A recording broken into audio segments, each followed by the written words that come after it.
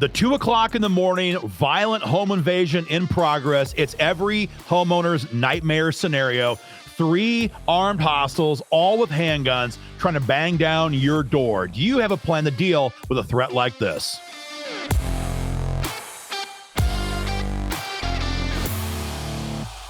Hey guys, Aaron Dorr here with the American Firearms Association. This may be the most terrifying video we have broken down for you yet on this channel. This video was sent to us by an AFA member in Seattle, Washington. This took place in nearby Auburn, Washington, just in the last 2 weeks.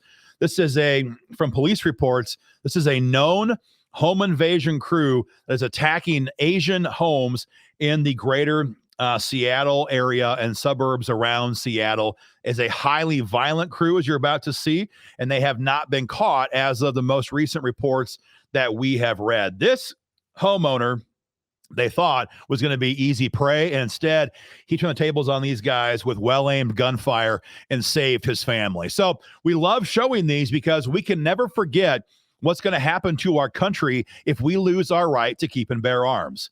Our guns are great for stopping tyranny. They're also great for stopping criminals. And if we ever lose them, we won't be able to stop either. It's also important for us to watch these, though, to better mentally prepare in case something like this, God forbid, ever happens to us. That's why we play these videos. So we're going to play it through one time at full speed. It's about 25 seconds. Then we're going to break it down. There's a lot to unpack in this video, so we'll play it slower, and we'll kind of do it frame by frame. Don't forget, guys, subscribe for more content like this. And also don't forget, at AFA, we fight for your gun rights in Congress and in state capitals. We're not lawyers. And I'm not giving you legal advice. I'm giving you my take on what I think this guy did right, what he did wrong, which in this case was nothing, and how we could all better prepare. Leave your comments in the comment section. What do you think about what this guy did and about our take on it? All right, let's hit play, this time at full speed. These guys don't hesitate. Seattle police. He says Seattle police.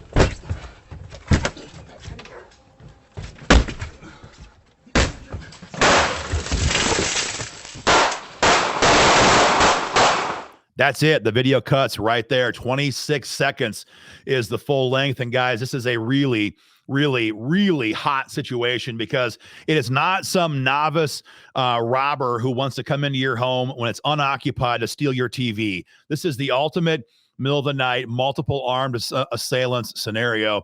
And this guy, we think, did an excellent job. I'm going to slow the speed down, and we're going to go back through here now at a slower pace to break down what we can learn from this video.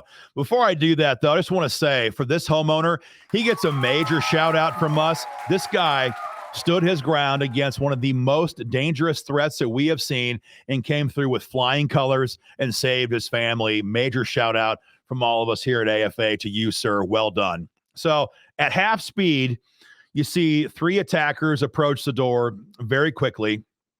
And what have you already seen? Well, you already saw the security light come on, and you've already seen a security camera in place. So he gets a huge shout out from us for both of those points as well. By having that camera and by having that light, he knows immediately once he wakes up and can check his phone or check his TV, he knows what's happening at his front door. He doesn't have to hesitate. He doesn't have to guess or wake up or rub his eyes. He knows right away, I've got multiple guys trying to break their way into my front door. And he gets a big shout out for that because it's always important to have that. But what happened in this case that made it even more important? You heard it. These thugs yelled out, Seattle police. They're not stupid. They're not stupid. And they know that for a good guy or for a good gal, saying police is going to make you hesitate. It would make me hesitate. Naturally, it would.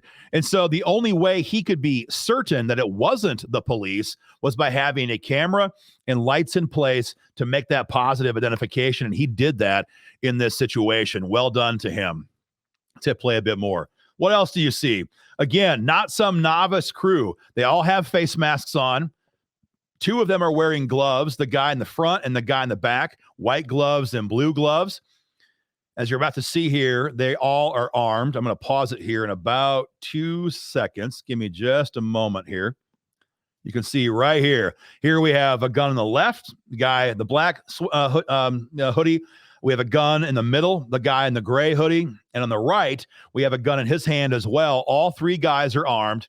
All three guys are wearing face masks. And two of the three guys are wearing gloves. They came not to steal a TV. They came to take someone's life. This would have been a lethal encounter had they made their way inside of that home. Let's hit play a bit more. The third guy is making his attempt now on the door. And I'm going to mention the door as well. This guy gets high points as well for having more than your average front door. This door sustained 9 separate kicks or body slams before it gave way. Now, we'd like to see more. Sure, we all would. But at the same time, a lot of doors wouldn't survive 2 or 3 kicks. And so by having a stronger door and a stronger reinforced door frame, this guy bought himself the time he had to have to get a weapon in his hands and prepare to defend his family. So well done on that as well. Let's hit play.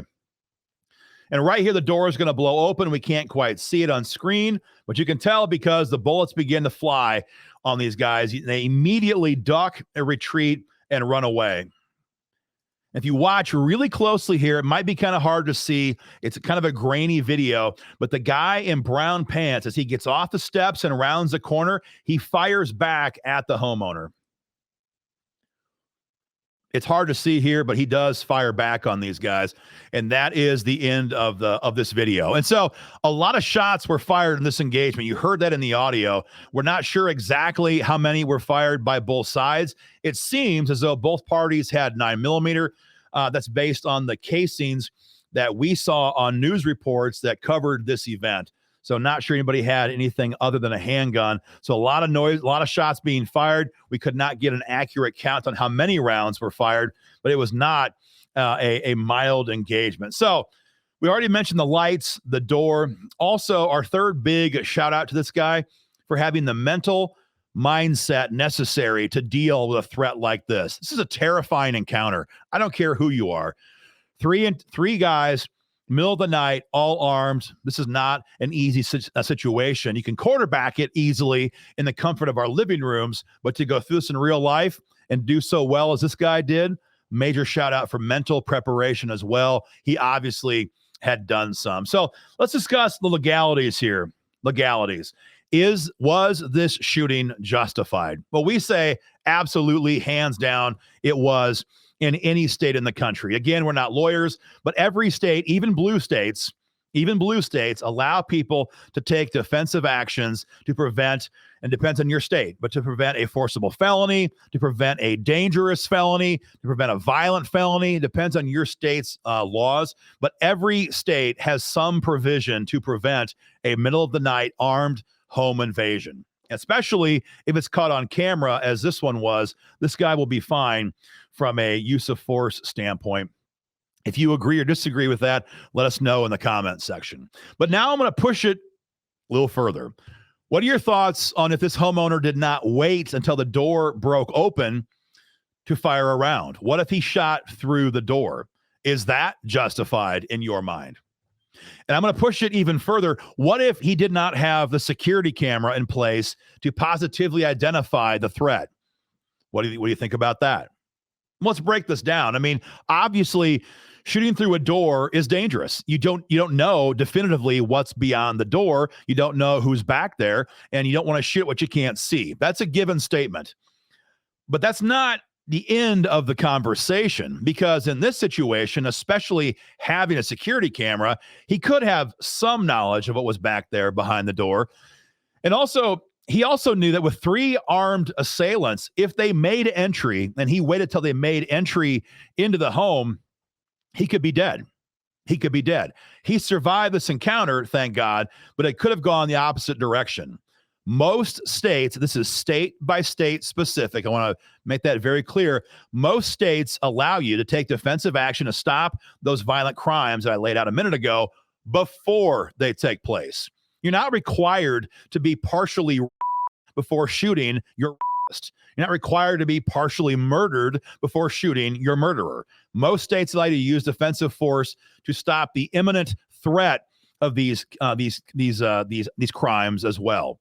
There is certainly a case to be made here for this guy to use defensive force before that door was kicked in. This is a little bit less clear, perhaps, than once the door got blown open. Give us your thoughts on that in the comment section as well. And a big shout out to him legally for having the presence of mind to not chase these guys outside of his home. Number one, tactically very dangerous. You lose the depth the home provides. You have to cross out the fatal funnel to get outside. And once you're outside, your eyes are accustomed to your interior. These guys are accustomed to the dark. They could be waiting to ambush you right outside your front door, and you would not know it until it's too late. Too many times we've seen videos where the good guy chases the threat off of his property. That is dangerous physically. It's also dangerous legally. I mentioned this is a justifiable use of force in basically every state in the country. That changes, though, once you leave the home. Once you leave the home, you adopt a different level of legal liability. That's, again, another reason why he should not have left, why he did not leave the house, and why he gets high marks from us for not doing that. Again, leave your thoughts in the comment section on chasing somebody off of your property.